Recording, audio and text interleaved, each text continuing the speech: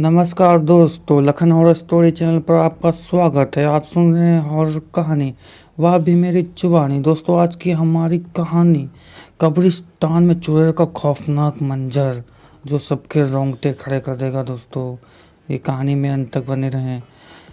कई point of view से सुनते हैं, लेकिन कहानी को शुरू करने से पहले, जैसा कि मैं आप लोगों से हमेशा कहता हूं कि वैसे तो आप लोगों ने बहुत सी हॉरर कहानियां सुनी होंगी, लेकिन मुझे पूरी उम्मीद है कि आज की हमारी यह कहानी सुनकर आपको सच में डर का एहसास होने वाला है।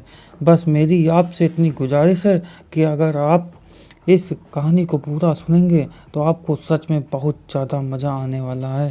साथ ही अगर आप पहली बार हमारे इस चैनल पर आए हैं तो चैनल को भी सब्सक्राइब कर लीजिए। ऐसा करने से हमारी और आपकी नज़दीकियाँ बढ़ जाएंगी और आगे आने वाली वीडियो आप तक आसानी से पहुंच जाएगी। तो ज़्यादा समय ना लेते हुए जल्दी से अपनी कहानी को शुरू करते हैं। नमस्कार दोस्तों, मेरा नाम लखन है और मैं उन्नाव उत्तर प्रदेश का रहने वाला हूँ। आप लोगों ने अपनी ज़िंदगी में बहुत सी भूतिया और डरावनी कहानियाँ सुनी होंगी, लेकिन आज मैं आप लोगों के लिए जो कहानी लेकर आया हूँ, उस कहानी को सुनकर आप लोगों को इस बात पर यकीन होगा कि कभी कभार हम लोग किसी ऐसी अनजान जगह पर दस्तक दे देते हैं, बहुत ही रहस्यमयी होती है। वो हमारे जगह कहीं ना कहीं खतरनाक साबित हो सकती है, लेकिन फिर भी हम लोग उन सब बातों पर ध्यान ना देते हुए सिर्फ एक एन्जॉयमेंट के चलते इन सारी चीज़ों को नज़रअंदाज कर देते हैं, और फिर वही चीज़ हम लोगों के लिए आगे जाकर भारी पड़ जाती है। दरअसल यह कहानी शुरू होती है, रात का समय था। एक ठंडी हवा ने कब्रिस्तान को और भी डरावना बना दिया था। एक छोटे से गांव के पास स्थित यह कब्रिस्तान कई वर्षों से वीरान पड़ा था। लोग रात को इसके पास जाने से डरते थे। एक युवा तांत्रिक आदित्य, जो अपनी तंत्र विद्या में माहिर था, अपने गुरु की सलाह पर एक खतरनाक प्रयोग करने के लिए इस कब्रिस्तान में आया था।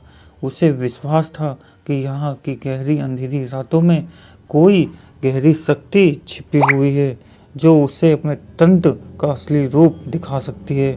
आदित्य के दिल में डर नहीं था, लेकिन उसकी आंखों में एक गहरी सच्चाई छुपी हुई थी।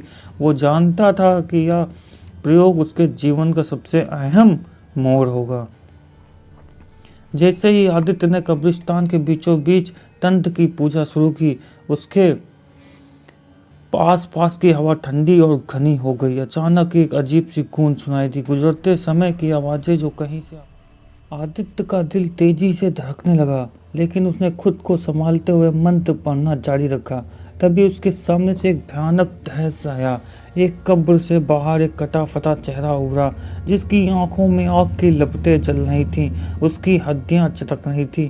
उसकी हंसी सुनकर आदित्य के रोंगटे खड़े हो गए। यह कोई साधारण भूत नहीं था, या तो किसी प्राचीन दैत्य का रूप था। आदित्य ने बहुत कोशिश की, लेकिन वह रुक नहीं पाया। वह डर के बावजूद मंत्रों का उच्चारण करता रहा। उस पल का क्षण था जब आदित्य ने समझा कि उसने जो किया था वह शायद एक खतरनाक गलती थी। अचानक उस दैत्य रूपी प्रेत ने उसे अपने शिकंजे में ले लिया, आदित्य को धरती से ऊपर उठा लिया। उसकी आंखों में घना अंधेरा छा गया। उसे महसूस हुआ जैसे वह मौत के करीब पहुंच चुका है। उसकी आत्मा छटपटा रही थी, लेकिन वह कुछ नहीं कर सकता था। उसके शरीर में तेजी से ठंडक दौड़ रही थी। वह अपने परिवार और अपनी माँ को याद कर रहा था, जिन्होंने उसे तंत्र विद्या में उतरने से मना किया था।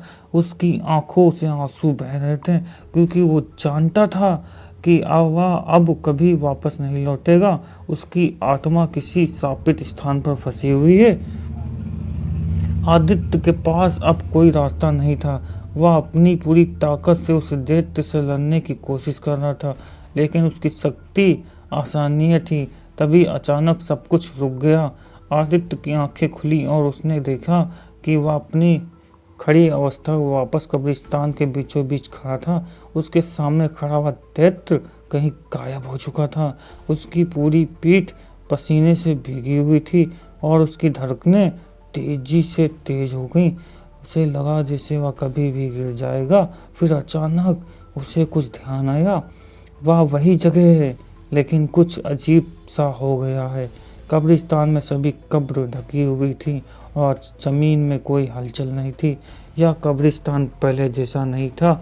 आदित्य ने महसूस किया कि जो कुछ हुआ वह उसके सपनों जैसा था, लेकिन क्या यह सिर्फ एक भ्रम था या कुछ और था?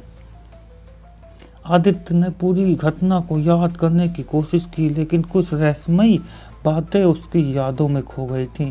वो सोच रहा था, क्या वो सचमुच उस खतरनाक प्रेत से मिला था या सब एक भयंकर छलावा था? उसने अपनी पूरी शक्ति लगाई, लेकिन वह अभी भी यह नहीं जान पा रहा था कि उसकी जिंदगी में जो कुछ हुआ उसका कारण क्या था। उसने अपने गुरु से संपर्क किया, लेकिन गुरु ने उसे चेतावनी दी कि इसे कब्रिस्तान में कुछ गहरे रहस्य छिपे हैं जिन्हें कोई नहीं समझ सकता। तुमने कुछ ऐसा देखा है जिसे अब तुम कभी नहीं भूल पाओगे, गुरु ने कहा। अब तुम्हारे लिए सबसे बड़ा सवाल यह है, क्या तुम्हारी यात्रा खत्म हुई या अभी शुरू हुई है? आदित्य की आंखों में अब एक अजीब सा डर था। अब उसने लगने लगा था कि उसकी कहानी केवल शुरू हुई थी और असल रहस्य तो अब सामने आएगा। आदित्य के दिल में अजीब सी बेचैनी थी। वह समझ नहीं पा रहा था कि उसकी जो यात्रा अब तक थी वह क्या सचमुच एक भ्रम था या फिर कुछ और। गुरु की बातों ने उसकी सोच को और उलझा दिया था। उस रात को जब वह अपने कमरे में अकेले बैठा था, अचानक उसके मोबाइल पर एक अनजान नंबर से कॉल आई। आदित्य ने फ़ोन उठाया। उसकी आवाज़ सुनकर उसके होश उड़ गए। एक गहरी कहराती आवाज़ उसके कानों में पड़ी। तुमने जो देखा था वह केवल शुरुआत थी, सच्चाई को जानने का समय आ गया है। आदित्य ने फ़ोन काट दिया, लेकिन उस आवाज़ की गूंज उसके दिमाग में गूंजती रही। क्या यह कोई और था जो उसे डराने की कोशिश कर रहा था, या वह वही आत्मा थी जिसने उसे कब्रिस्तान में तंग किया था? अगले दिन आदित्य ने फैसला किया कि उसे अब इस रहस्य का समाधान ढूंढना होगा। वह फिर से कब्रिस्तान में गया, लेकिन इस बार वह पहले से अधिक सतर्क और तैयार था। उसने तंत्र मंत्र से जुड़ी सारी किताबें पढ़ी थीं और उसे यकीन था कि वह अब उस दैत्य को चुनौती देने के लिए तैयार था। जैसे ही वह कब्रिस्तान में घुसा, उसे महसूस हुआ कि अब सब कुछ बदला हुआ है। अब वह वही कब्रिस्तान नहीं था जहां वो पहले आया था। वहां के पेड़, पत्थर और हवा में कुछ खौफनाक सा था। अचानक जैसे वह किसी अंधेरे गुनाह में जा रहा हो, उसे एक पुराना टूटा हुआ मंदिर दिखाई दिया। आदित्य ने कंधे पर डाले तंत्र मंत्र की किताब को कसकर पकड़ा और मंदिर के भीतर घुसने की हिम्मत जुटाई। अंदरूनी हिस्सा और भी डरावना था। दीवारों पर खून के धब्बे थे और चारों ओर एक अजीब सी ठंडक हवा चल रही थी। आदित्य ने जैसे ही अंदर कदम रखा, अचानक उसे एक भारी सांस लेने की आवाज़ सुनाई दी।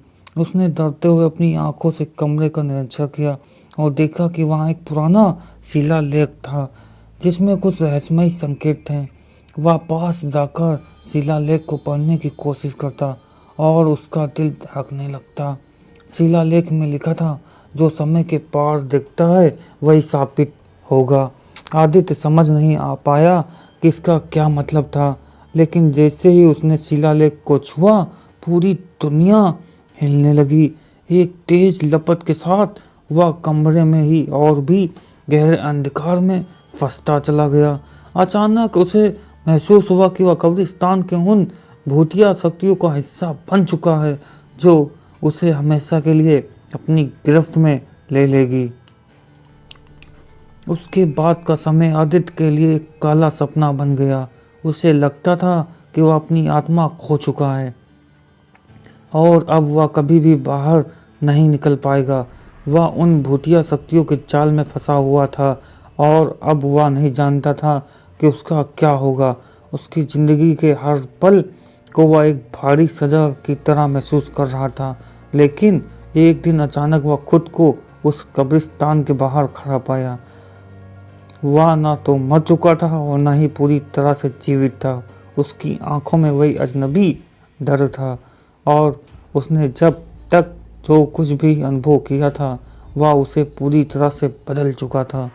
वह जानता था कि वह फिर कभी उस जगह से दूर नहीं जा सकता। कब्रिस्तान का रहस्य अब उसके शरीर और आत्मा में समा चुका था। अब आदित्य के सामने केवल एक सवाल था, क्या वह कभी उस रहस्य से मुक्त हो पाएगा?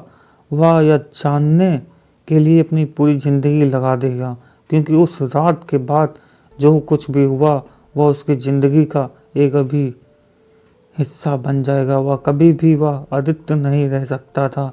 वह अब उस अंधेरे के बीच अपना रास्ता ढूंढने के लिए निकल पड़ा था, जो उसे खतरनाक रास्ते की ओर ले जाएगा।